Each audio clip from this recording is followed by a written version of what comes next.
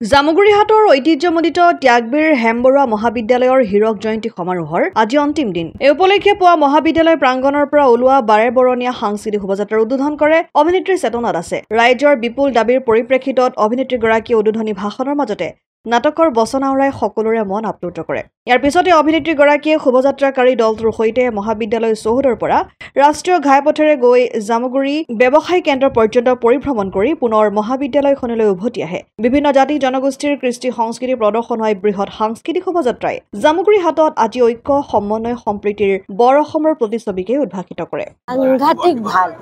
সাংঘাতিক ভালৰ মাজত আকৌ পবিত্ৰতা এটাও আছে যে প্ৰত্যেকে লাইন এৰি ইফালে ফালে যোৱা নাই, চবেই একদম গোটেইবিলাক প্ৰাক্তন ছাত্ৰ ছাত্ৰীসমূহ আহিছে আৰু ইয়াত থকা আটাইবিলাকে হেমবৰুৱা যি ত্যাগবীৰ হেমবৰুৱা মহাবিদ্যালয়ৰ যি ঐতিহ্য বহন কৰি ছাত্ৰ ছাত্ৰীসকল আহিছে, মই অভূতপূৰ্ব বুলি ক'ম একে আষাৰতে।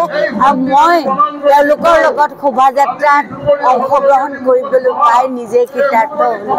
মোৰ জীৱন্ত কালত সদায় মনত থাকি যোৱা।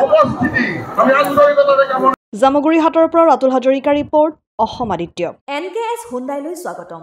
নৰ্থ ইষ্টৰ প্ৰথম GDSI 2.0 ফিচাৰ্ছ ডিলাৰ হৈছে NKS হুণ্ডাই।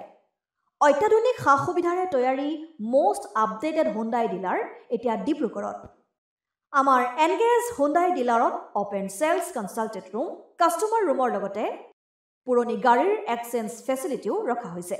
ইয়াত সেলছৰ লগতে সাৰ্ভিস সেক্টৰৰ সুন্দৰ সুবিধা আছে। প্ৰয়োজনীয় সকলো এডভান্স টুলছ, হুইল বেলেন্সিং, এলাইনমেন্টৰ অত্যাধুনিক machine, post hydraulic lift, fully trained man পাৱাৰৰ লগতে nitrogen gas filling facility, fully automatic car ৱাছৰ ফেচিলিটিও আছে।